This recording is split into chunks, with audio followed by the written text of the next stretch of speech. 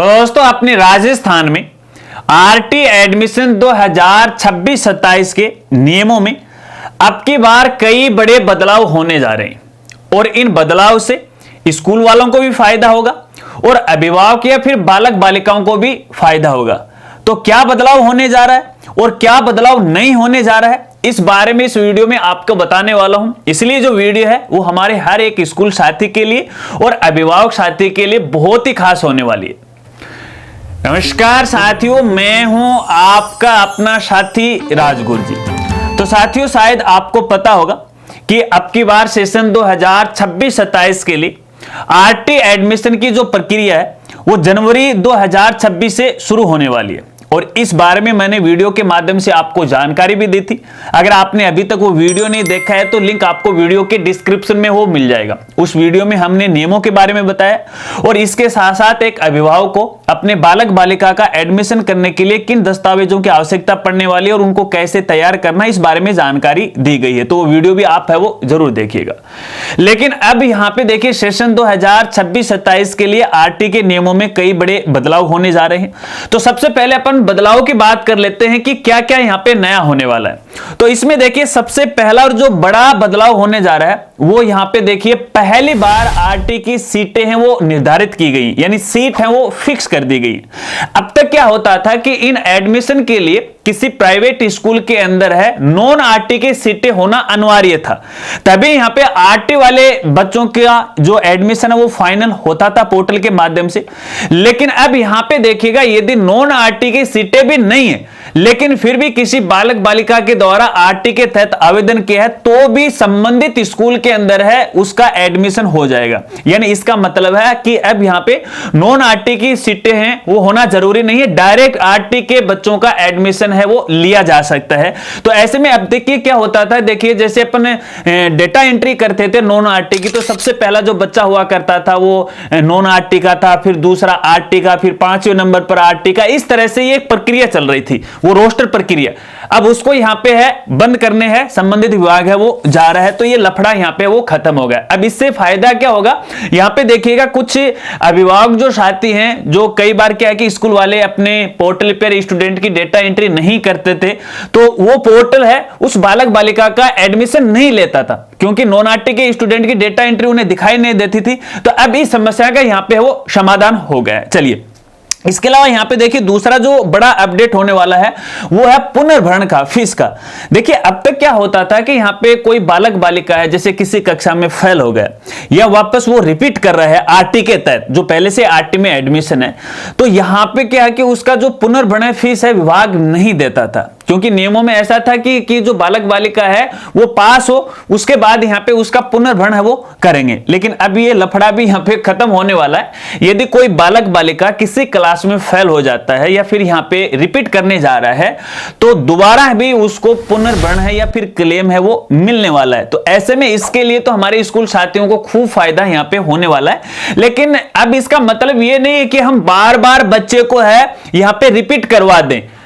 यहां पे अगर कोई बच्चा है फेल नहीं हो रहा है, लेकिन कई बार अभिभावक या फिर हमारे स्कूल साथियों की आपसी सलाह मशवरे से बच्चों को है उसी क्लास में रिपीट करवा देते हैं, लेकिन ये काम आपको नहीं करना है क्योंकि यहां पे एक एज का लफड़ा और ज्यादा रहने वाला है भविष्य के अंदर आगे। तो ऐसे में एज के अनुसार ही आपको क्लास है वो रिपीट करवानी है, ठीक है ना, अन्यथा समस्या आ जाएगी। चलिए, इसके अलावा यहां पे एक और बड़ा यहां पे संशोधन हुआ है या बदलाव हुआ है। अब यहां पे देखिए, जब भी अपन किसी बालक बालिका की रिपोर्टिंग करेंगे, रिपोर्टिंग करने के बाद यहां पे आप दस्तावेजों में किसी प्रकार का कोई बदलाव वो नहीं कर पाओगे। ये सबसे बड़ा परिवर्तन यहां पे वो किया गया है। जब एडमिशन फाइनल हो जाता है, दस्तावेज कई बार बदलने भी दिए जाते हैं, लेकिन अब दस्तावेजों में किसी प्रकार का यहां पे बदलाव वो नहीं होने वाला है। चलिए, इसके अलावा एक और बड़ा यहां पे संशोधन होने जा रहा है। यहां पे देखिए, कई बार क्या होता है कि जो अलग अलग जिले होते हैं जहां पे 2 नगर निगम या नगर परिषद ऐसी होती है तो एक समस्या होती है। हालांकि वो शहरी क्षेत्र एक ही है, जैसे मान लेते हैं कि जयपुर है, यहां पे 2 नगर निगम है, कोटा है, जोधपुर है, इनमें 2-2 नगर निगम हैं। तो ऐसे में एक नगर निगम का जो बच्चा है दूसरे नगर निगम में आवेदन नहीं कर सकता। हालांकि उसका एरिया क्या है वो एक ही है, सेम ही है, ठीक है ना, ये समस्या आती थी। लेकिन अब इस समस्या का समाधान यहां पे होने जा रहा है, क्योंकि यहां पे देखिए कई जिलों के अंदर जो नगर निगम है वो यहां पे संयुक्त है वो की जा रही हैं। अब यहां पे यदि आप एक ही शहर से हो और दो नगर निगम है तो उसी क्षेत्र के अंदर दूसरी नगर निगम के अंदर भी आप यहां पे आवेदन कर सकते हो, आपके बालक बालिका का यहां पे एडमिशन यहां पे हो सकता है।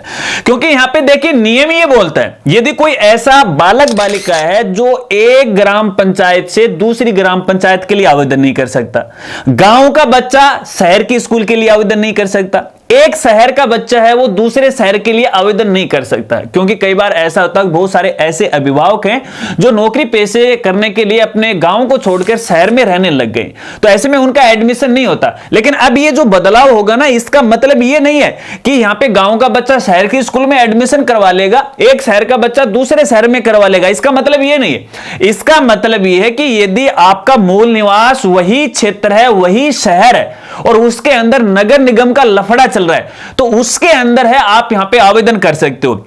यहां पे सबसे पहले प्राथमिकता जो जिस वार्ड के अंदर है, जिस नगर निगम के अंदर स्कूल है, उनके बालक बालिकाओं को प्राथमिकता दी जाएगी। फिर यदि स्कूल के अंदर कोई सीटें खाली रहती हैं तो दूसरी नगर निगम के जो बालक बालिका हैं उनको यहां पे है प्राथमिकता दी जाएगी। इस बात को भी आपको खास तौर पे वो समझना है। चलिए, इसके अलावा यहां पे एक बड़ा और संशोधन इस बार होने जा रहा है, वो है शिकायत को लेके।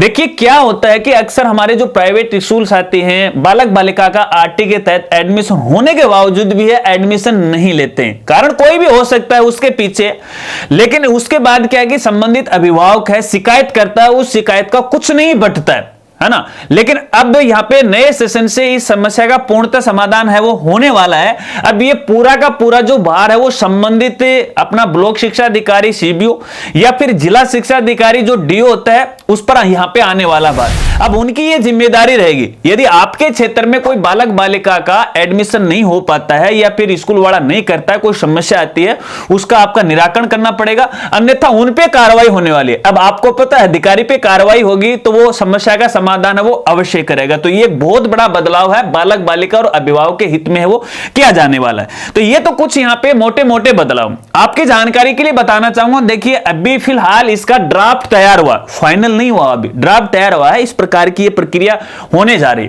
अब यहां पे संबंधित सरकार इसे पूरी तरह से वेरीफाई कर देगी या शिक्षा विभाग को अनुमति दे देगी तो यहां पे ये नियम है वो लागू हो जाएंगे, अन्यथा नहीं होंगे। देखिए कई बार क्या होता है, आपकी जानकारी के लिए बताना चाहूंगा, कई बार यहां पे मैं भी शिक्षा विभाग को है ये जो समस्या है उनको अवगत करवाता हूं, हर साल अवगत करवाता हूं। तो कई बार जो साथी हमारे पर्सनली से जुड़े हुए हैं तो वो भी बात कर लेते हैं, जब भी कोई यहां पे नियम या दिशा निर्देश है वो तैयार करते हैं तो डिस्कस कर लेते हैं कि यार राजगुरु जी बाद में आप लफड़े करोगे, पहले ही ना कुछ बता दो, कुछ सुझाव है तो ताकि इसमें अपन जोड़ दे। तो वो सुझाव मैं उनको बताता हूं और फिर वो नियम लिखते हैं और वो ठीक भी है, जिसमें हर एक स्कूल वाले को, हर एक अभिभावक को यहां पे फायदा होता है। लेकिन कई बार देखिए सरकार से उनको अनुमति नहीं मिलती है। एक बार अनुमति मिल जाती है, फिर पता नहीं कौन सा अधिकारी नींद में सो के उठता है, फिर उनको कैंसिल कर देता है। ऐसा हुआ है लास्ट ईयर की जो मान्यता है उसके नियमों में जो बदलाव हुए हैं उसमें आप देख सकते हैं, उसका जीता जाता उदाहरण है। कमरों वगैरह वगैरह में छूट दी गई थी लेकिन बाद में हटाया दी गई, पता नहीं क्या सोच के किया। तो देखिए फिलहाल यहां पे ये ड्राफ्ट है वो तैयार किया गया है, संबंधित जो अपना प्रारंभिक शिक्षा निदेशालय बीकानेर है। अभी ये ड्राफ्ट पूर्णतः तैयार होने के बाद है राजस्थान सरकार की या उच्चाधिकारियों से स्वीकृति के लिए भेजा जाएगा। जब स्वीकृति मिल जाएगी तो यहां पे दिशा निर्देश है वो जारी कर दिए जाएंगे। ठीक है, चलिए अब यहां पे क्या बदलाव नहीं होने जा रहा है। अब ये जो बदलाव नहीं होने जा रहा है इसके बारे में कई बार हमारे साथियों ने मेरे से बार बार यहां पे पूछा है। तो एक तो यहां पे देखिए आय के अंदर किसी प्रकार का कोई परिवर्तन नहीं होगा, क्योंकि यहां पे जो आर्थिक वर्ग से पिछड़े लोग हैं तो उनके लिए आय निर्धारित की गई है 2.5 लाख रुपया, तो वो 2.5 लाख रुपये यहां पे रहने वाली है। इसकी जो राशि है वो कम ज्यादा यहां पे वो नहीं की गई है। ठीक है, इसके अलावा यहां पे देखिएगा एक आयु में किसी प्रकार का कोई बदलाव है वो नहीं किया गया। आयु का मतलब है जैसे दो अपनी एंट्री क्लास से हैं, PPP3 है और फर्स्ट क्लास है, तो PPP3 में 3 से लेकर 4 वर्ष का बालक बालिका आवेदन करेगा, फर्स्ट क्लास में 6 से लेकर 7 साल के बीच में बालक बालिका आवेदन करेगा। ना एक डेट कम हो ना एक दिन है वो ज्यादा हो, अगर कम ज्यादा है तो वो आवेदन नहीं कर पाएगा। जन्म तिथि में किसी प्रकार का कोई बदलाव यहां पे नहीं होगा या फिर आयु में किसी प्रकार का कोई बदलाव नहीं होगा। इसके साथ साथ यहां पे देखिए जो प्रवेश एंट्री कक्षा है उसमें भी कोई बदलाव यहां पे इस बार नहीं होने जा रहा है, यहां पे फिलहाल भी 2 प्रवेश एंट्री कक्षाएं रखी गई हैं। एक तो डबल P3 रखी गई है और एक यहां पे फर्स्ट क्लास है वो यहां पे है वो रखी गई। इन दोनों ही कक्षाओं के अंदर एडमिशन होने वाला है। यदि आपके बालक बालिका की उम्र 3 से लेकर 4 वर्ष के बीच में है तो आप डबल P3 के अंदर आवेदन करवाएगा। अगर आपके बालक बालिका की उम्र है 6 से लेकर 7 साल के बीच में है तो आप फर्स्ट के लिए आवेदन है वो करवाएगा। ठीक है, तो ये यहां पे कुछ चीजें हैं जो यहां पे फिक्स रहने वाले हैं, जिसमें किसी प्रकार का कोई बदलाव नहीं होने वाला है। चलिए अब यहां पे आपको खास बात बताता हूं। देखिए इस बार इन एडमिशन की प्रक्रिया में बड़ा बदलाव हुआ है और वो ये हुआ है कि अब की बार ये जो प्रवेश प्रक्रिया है वो जनवरी 2026 से ही शुरू हो जाएगी। अक्सर हर साल देखा जाए तो तकरीबन यहां पे अप्रैल मई जून के अंदर ये प्रक्रिया चलती रहती थी और 31 अगस्त तक ये प्रक्रिया चलती रहती थी, ठीक है ना, एडमिशन की। उसके बाद ये कोई ठंडा पड़ता मामला, लेकिन अब जनवरी से ही ये आवेदन शुरू हो जाएंगे। लास्ट ईयर की बात करें तो यहां अप्रैल मई के अंदर ये आवेदन प्रक्रिया चल रही थी, अब ये जनवरी से हो जाएंगे। ऐसा क्यों किया गया है? ऐसा इसलिए किया गया है कि हमारे राज्य के माननीय शिक्षा मंत्री हैं दिलावर साहब ने, उन्होंने कहा कि भाई अब की बार जो सेशन अपन 1 अप्रैल 2026 से ही शुरू करेंगे। तो सेशन है वो नया है 2026-27 है, 1 अप्रैल से शुरू होने वाली है। तो 1 अप्रैल से जब सेशन शुरू होगा तो अगर ये जो आवेदन आरटी वाले हैं अप्रैल मई में चलेंगे तो बच्चों की तो 3-4 महीने की जो पढ़ाई वो बाधित हो जाएगी। तो ऐसे में ये इस प्रकार ये बदलाव किया गया है कि जनवरी से ये काम शुरू हो जाएगा। तो ऐसे में सभी अभिभावक साथियों को मैं कहना चाहूंगा, अगर आप भी अपने बालक बालिका को किसी प्राइवेट स्कूल में पढ़ाना चाहते हैं आरटी के नियमानुसार, तो आप जल्द से जल्द अपने जो दस्तावेज हैं वो तैयार कर लीजिएगा। मैंने दस्तावेज के बारे में उस वीडियो में जानकारी दी है, क्योंकि यहां पे देखिएगा दस्तावेज हैं जो आवेदन की लास्ट डेट है उससे पहले पहले के वो बने होने चाहिए। अगर उसके बाद के होंगे तो आपका जो एडमिशन है वो खारिज है वो कर दिया जाएगा। इस बात को आपको खास तौर पे ध्यान रखना है। ठीक है, चलिए अब यहां पे देखिए कोई भी साथी मुझे कमेंट करके या इंस्टाग्राम पे ये मैसेज नहीं करेगा कि मेरे बालक बालिका की जन्म तिथि 1/1/2014-15 फलान दिक्कत है तो क्या इसका एडमिशन होगा? भैया वो आप काउंट कर लो, बहुत सारी सुविधाएं अपने मोबाइल में दी गई हैं, गूगल बाबा बैठा हुआ, काउंट कर लो। बस एज एक ध्यान रखो, 6 से लेके 7 साल, 3 से लेके 4 साल। ठीक है, आशा रखता हूं अब आप अच्छी तरह से वो समझ गए होंगे। अगर वीडियो जानकारी आपको अच्छी लगी तो वीडियो को लाइक कीजिएगा, अपने दोस्तों के साथ जरूर शेयर कीजिएगा। अगर आपको ऐसा लग रहा है कि राजगुरु जी हमें सही समय पे स्ट्रिक्ट जानकारी दे रहे हैं और इससे हमारी काफी मदद होती है, तो ऐसे में आप मुझे हाइप है वो जरूर दीजिएगा।